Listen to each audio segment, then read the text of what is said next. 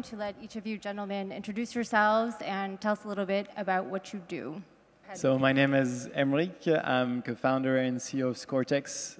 We are a young startup developing an AI solution for quality control. We are basically changing industrial vision. Good afternoon, I am Eric Mazeran with IBM, and I lead the lab for developing the decision optimization technologies. I'm Arnaud Legrand. I'm the CEO of Energiency. We're a French startup backed by Isaïe. And we are turning raw data from the industrial Internet of Things into new energy-saving opportunities in manufacturing. Good afternoon, everyone. I'm Guillaume de Marc. I'm with Cisco. I run our innovation center in France. At Cisco, we've built a lot of the Internet as you know it today. And with our portfolio of product, basically, we're looking at digitizing a lot of things, digitizing the world. That's our mission, including factories. So manufacturing is a very important vertical for us. So the theme for this talk is Manufacturing 4.0. And so last night, I actually went and saw the new Blade Runner. Has anybody here seen the movie yet? Nobody knows it? I doubt that. OK. So it's basically injecting AI into manufacturing to ease the burdens of the human beings. And it gives us a really grim outlook of the future and how AI kind of destroys humanity. So we're here to debunk that theory and see how AI can positively impact manufacturing for the near future. So the first question I have is, what does a factory of the future look like? So the few challenges for the manufacturing space, and two I think that AI can solve, is flexibility and uptime. I mean, people want more and more customized product, and it's something where AI can optimize the production line, the supply chain. And also for uptime, like on average, factories have uptimes of about 60%, and this is something we can clearly improve. And AI and predictive maintenance, that's something we talk a lot about, and also improving quality. We can really help manufacturers change the way they produce. For me, I think there's going to be more and more, we're probably going to talk about it later, but things that are produced more locally. And I think, to give you an example, I think the next IKEA store will actually be a factory where that will be next to you and produce the furniture you want and that are really customized to what you want. So I'm happy to add a few words. So you've seen Blade Runner yesterday, and clearly this has inspired you. The new one. I was visiting a large manufacturing site in Germany last week, building automotives, cars. And you know, the German knows how to build cars. It's quite impressive. I had to say it was more impressive probably what I saw than Blade Runner. You know, all these robots, you know, working, you know, all together and assembling, you know, up to almost 2,000 vehicles per day. It's really impressive. But this is automation. This is not AI, or this is not digitization. So I think if we look at what things are, you know, automation has been around for a long time. What we're talking about is really digitization. And so this is about two things. This is about connecting the device, so making, you know, the devices basically can hook to a network and send and receive data. That's the first thing we need, and I'm sure, you know, everyone would probably agree with that. And the second thing is make sure that they can be programmable. So basically it means that the brain of the device does not necessarily have to be in the device, but can run somewhere in the cloud or in the fog, wherever it is. There's different solution for that. And once you get there, then you can start to apply more and more techniques. You can be more flexible. You can gain on productivity. You can save on energy. You can improve quality. All the good things which are the promise of digitization. Prerequisite, connect your things. If they're not connected, you're not going anywhere. And the second one is make them programmable. Have APIs so that you can mount intelligent software on top of it. That's interesting what you said, because in France, we say Industrie du futur. In Germany, they say Industry 4.0. They add another number to the third revolution of you know, manufacturing. And I think in France, we see more the human at the center of everything. I would say that working, for instance, with customers in food sector, I would definitely not taste a Camembert 4.0. You know, you need to have this extra stuff in it, the human stuff, human behavior, human know, and this is the key stuff. You want your factory to be predictive, okay? So you need effectively, you need some informations because you cannot be smart without data, but you need to be sober, you need to be lean manufacturing. You can leverage factory with AI and turn it to a lean factory. That's what we do with energy. So you just want to produce your product, even if it's flexible, customized, but you want to make it as sober as possible in terms of energy. And stop producing it with 5 times, 10 times the energy that you could use just to make it as ISO quality as it is today. With AI, you can be more positive than gun machines and automated war machines. In a factory, you can get more intelligence, especially to operation people. The guy in front of his machine, he has no time to analyze data. He wants a fact and he wants a prescription more than a prediction. So this is a strong leverage. We can bring him the exact gesture to achieve exactly at a very good time to leverage maximum and save maximum energy. A quick addition, which is we have seen for supply chain management the business changing because we had tools to give more flexibility in the supply chain, and this will be the same for manufacturing, and it has started already. And it's very difficult to prophesize if it will be a change for finance, for the workers, for the quality of the products, and the quality of life for the citizen. But I think it will be probably a very large change, and there are a lot of options. One thing that was not mentioned is the risk management. We have a lot of new tools to manage the risk, anticipate at the strategic, tactical, operational level. We never have been able yet to do that, and it will change a lot the stability, the safety, and probably the quality of what we will be able to do. So it sounds like there's still going to be the human component in manufacturing, but how does that transform when we go more towards AI? What does the employee look like? Here, a quick prophecy. Some of them will be not on the shop floor, but higher, supervising, having tools really to supervise. Cognitive manufacturing is about chatting with the supervision system and trying to analyze what is going wrong. And some will be back to the shop floor to train the systems, to train how to detect quality flows, to train the visualization monitoring systems, for instance. You need the know-how of the manufacturing engineers, and you can leverage with AI, but you cannot just take one or the other. You need to mix these two. For instance, when you do prescribe actions within the plant, we don't know how to produce paper or camembert. You know, the manufacturer knows it very well. He has its recipe, its secret. So with our know-how, with our digital know-how, we just enhance the human. And this means that he has to master anyway how he builds a car, how he builds food, yogurt and stuff. So that's the good news. I mean, manufacturing can still stay strong thanks to its recipe and know-how. And if you want to really disrupt and automate a human being, you really need to do it from the inside, as the core business is kind of hard to entry.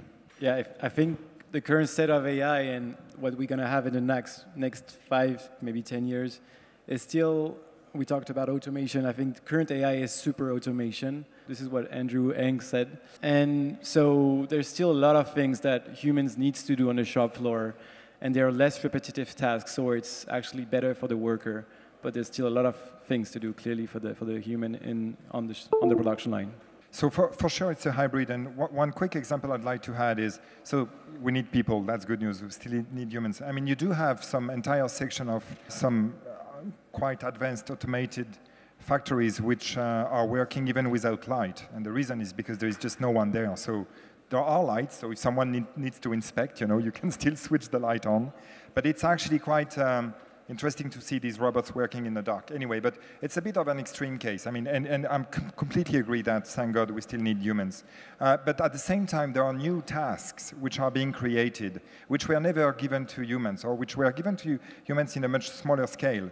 And so an example is the network supervision. So today, if you know, we do networks at Cisco, so I'm talking about networks. We need people to supervise, you know, this is like the IT guy, right? The person who's supervising your network, making sure that your computer can connect to your company and that. If we bring this to the future of a highly connected environment like a factory where we can have literally millions of devices connected in a relatively small space, it's not human manageable to actually supervise such a system.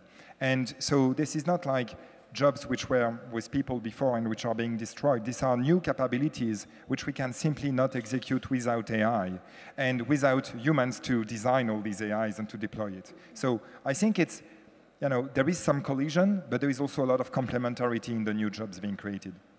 Okay, so then moving on to the products that these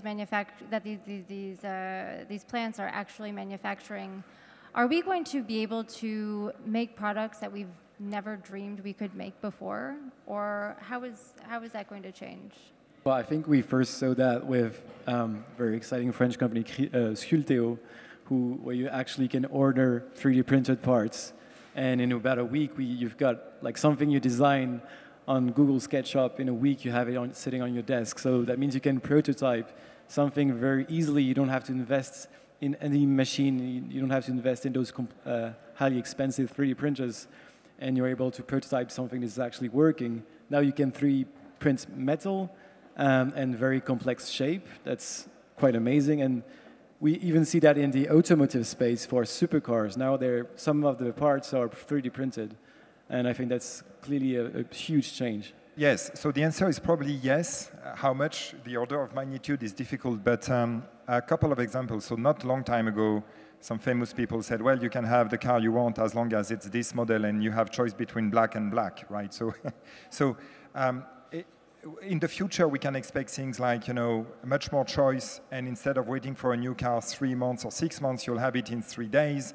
And this is really the ability to pretty much in real time software define, not just the network, but software define the workflow so that for a period of time, the entire factory for a few minutes or for a few hours is going to really work just for you, which is really the power of software and connectivity and AI. So that's a nice sort of positive vision of the future. And the other thing is that by raising productivity and flexibility, it means that on a given type of product, we can unleash the creative talent of more designers and more people. So yes, probably more choice and more ability to choose from, you know, to your taste, whatever you want.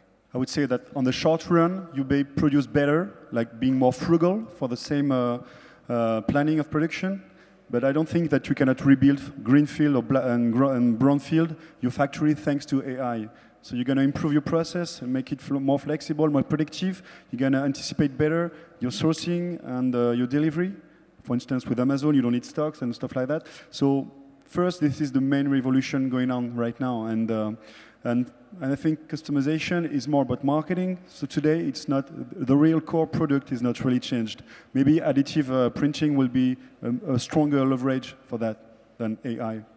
So would you say there will be more production on demand, so that's equaling less waste? Obviously, as I took the example of supply chain manufacturing, the Zara effect, because this company really relied on the progress of supply chain manufacturing, we will see that for the manufacturing as well. So some, maybe not all the industry, it's a choice, it's a strategic choice, might want to give back some level of flexibility to the customers, and maybe it could be a business. So definitely, it's a strong promise.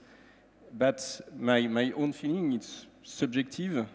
I am maybe not the best expert. Is that in the 3 to 5 next years, the promise of what we can bring to the manufacturing is really for the companies to change their model and to make their business evolve. So I don't foresee a big impact on the consumer yet. Might be wrong, it's a debate.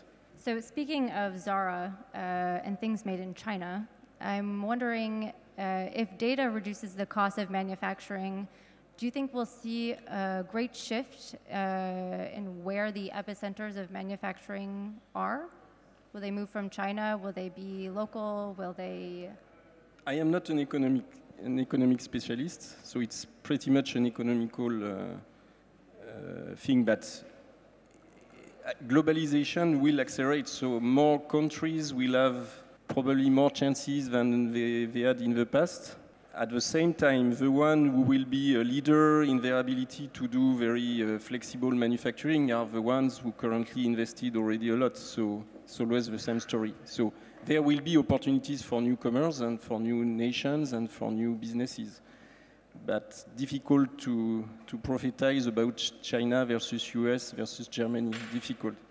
I'll be cautious as well. I think it's you're right to be cautious and to be humble with this question, but there will clearly be opportunities coming from the fact that if we rely a bit less on manpower for the actual operation of a manufacturing plant, there is effectively an opening for bringing back talents or moving talents, maybe back in some countries like France, for instance. At the same time, I think that it's if we look at the paradigm shift, I would say that in terms of opportunity for the future, there's also a massive opportunity to create all the technology precisely to enable that. And this is what I guess most people are doing in this room. So it's not just about relocation. I don't know, I'm not sure that word works, about the productivity force, but it's also about precisely designing the future AI solution for that. And there's a lot to do here. I think we are in a very interesting time. There's been a fantastic acceleration around AI over the past 5 years. Deep learning is just amazing, but keep in mind that deep learning is about recognizing patterns, is about recognizing context. There's still a lot to do about reasoning, and so I would encourage this room to think about the kind of technologies we need for reasoning, and this is not just going to happen with deep learning techniques on a GPU. So we need more things like hypergraph and stuff like this. So. Yeah, great example. Actually, I've got a customer again doing Camembert, and if we provide him neural networks to explain him how much he's going to spend energy in the next hour, he's going to say, okay, it's great, I can anticipate, I can save, and I can leverage and be more flexible. But which are the variables of influence behind this result of pattern? In a neural network, you cannot find them. And for manufacturers, which are mainly engineers, it's a black box, and they don't like black box. They need to understand anything behind, because they want to leverage on planning of productions, weather forecasts, sourcing, so you need more explainability. And that's why this cannot be done so easily. Thanks.